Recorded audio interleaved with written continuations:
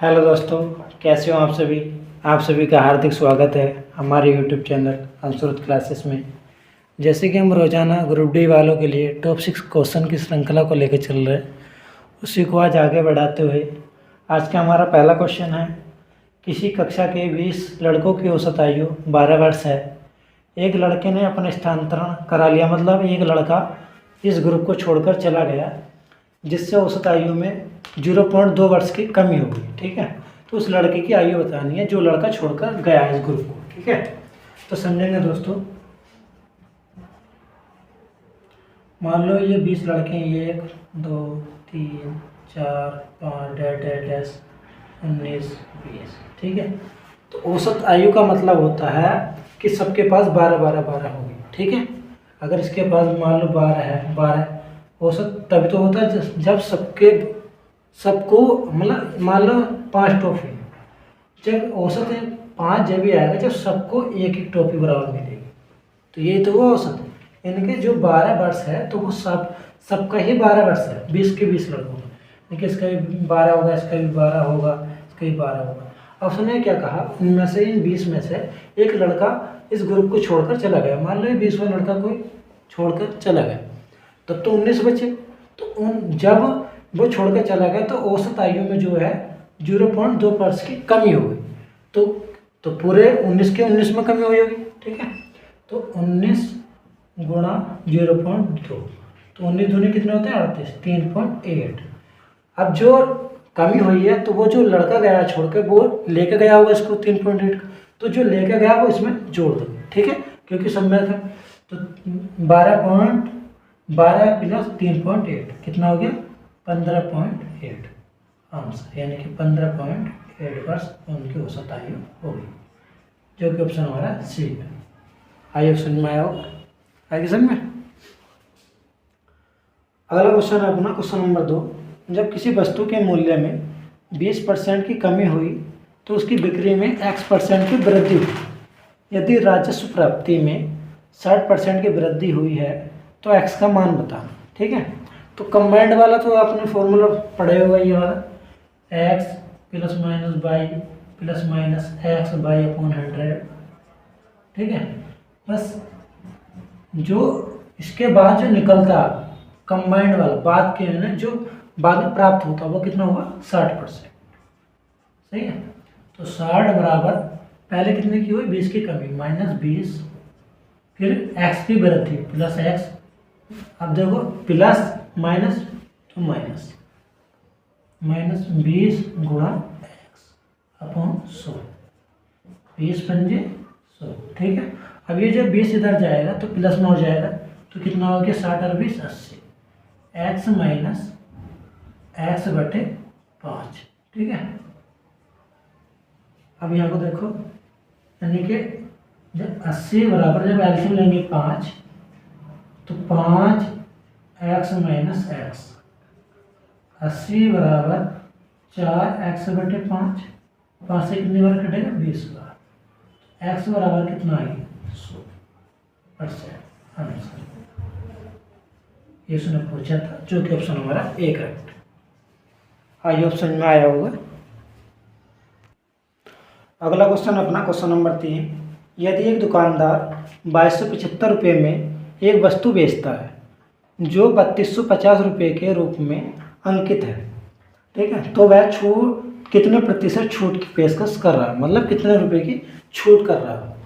अगर वो मान लो 2200 रुपये की उसने कोई वस्तु बेची, ठीक है, और उस पर बेचने पर वो क्या कर रहा है 3250 रुपये की चिट लगा रहा है। अंकित का मूल्य मतलब होता मान लो 100 रुपये की कोई चीज़ लाया, अब उसके जैसे मैं 100 रुपये की चीज़ लाया, जब उसको बेचूंगा तो कुछ प्रॉफिट कमाऊंगा। तो मान लो वो चीज़ मैंने 120 रुपये की बेची थी, तो ये जो 120 रुपये मैंने बेच रहा हूँ, अब मान लो कि 120 की मैं बेच रहा हूँ। अब इस पर क्या कह रहा है, कोई ग्राहक आया, वो कह रहा है कि भाई इस पर मुझे कुछ थोड़ी बहुत छूट दो। कहने लगा मान लो 10% की छूट दे दो, 10% की छूट। तो मैं छूट हमेशा किस पे दूंगा, जिस पे मैं चिट लगा रहा हूँ, अंकित मूल्य जो मेरा। ठीक है, तो ये याद रखना है हमेशा, जो अंकित छूट परसेंट होती है वो किस पे होती है, अंकित मूल्य में। ठीक है, ये चीज़ ध्यान रखनी है, समझेंगे दोस्तों। मान लो उसका अंकित मूल्य कितना 3250, और वो बेच कितने की रही है उस वस्तु को? 2275 की। ठीक है, तो कितने रुपए की छूट दे रहा है वो, यहाँ से घटाएंगे तो कितना देखो, 10 में 5 के 5, 7, 9, 975 रुपये कम में दे रहा है। ठीक है, इतने रुपए की चीज़ को किसी ग्राहक को इतने रुपए में देने पर। अब वो किस पर दे रहा है छूट? छूट हमेशा किस पर देगा? MRP। ये लिख लेते हैं, MRP का मतलब अंकित मूल्य, ये SP यानी कि विक्रय मूल्य। छूट किस पर देगा? अंकित मूल्य पर। 3250 गुणा 100, यहाँ से आगे छूट %, छूट %।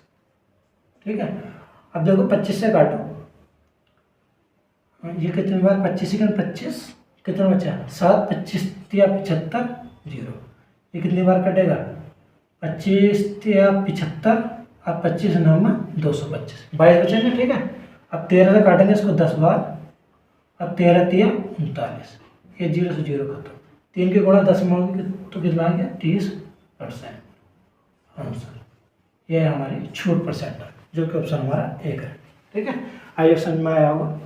अगला क्वेश्चन अपना, किसी राशि पर 4% वार्षिक दर से 2 वर्ष के लिए साधारण ब्याज और चक्रवृद्धि ब्याज का अंतर 1 रुपये है, तो वह धनराशि क्या है? मतलब धनराशि का मतलब मूलधन क्या है?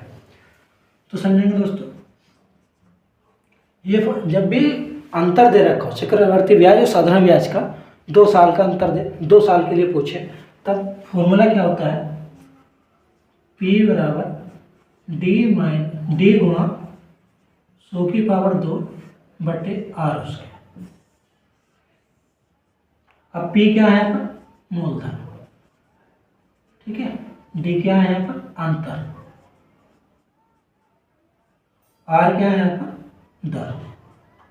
सही है, इस फॉर्मूले में मान रखना, जब भी 2 वर्ष के लिए पूछे साधारण ब्याज और चक्रवृद्धि ब्याज का अंतर, तो बस इसमें मान रखना, कुछ भी पूछे, दर पूछे, अंतर पूछे या मूलधन पूछे, इससे ये आंसर आ जाएगा। ठीक है, वरना और भी बहुत से तरीके हैं।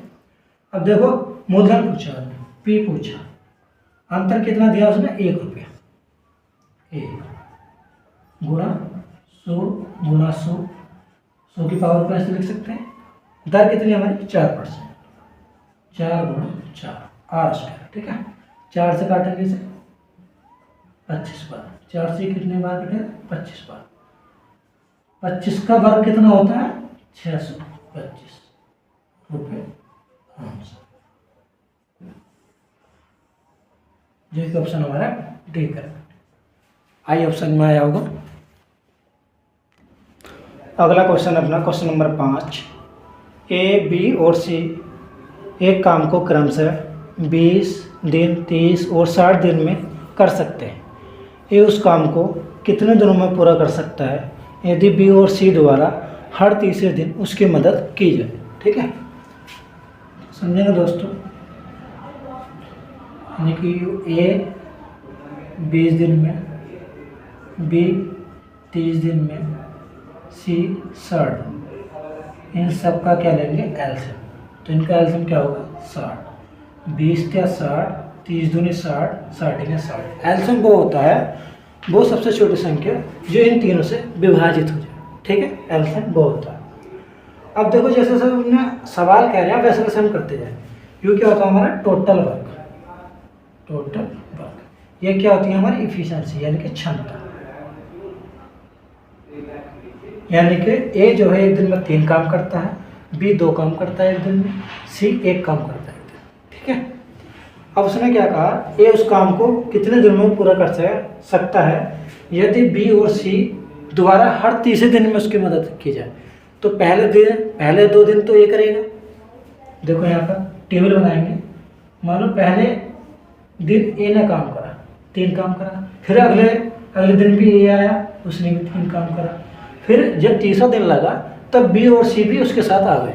ठीक है, तो ए प्लस बी प्लस सी, तब वो तीनों मिलकर कितना काम करना? 3 और 2 5 और 1 6 काम करना। ठीक है, अब दिन कितना होगा? 3, 1 2 3।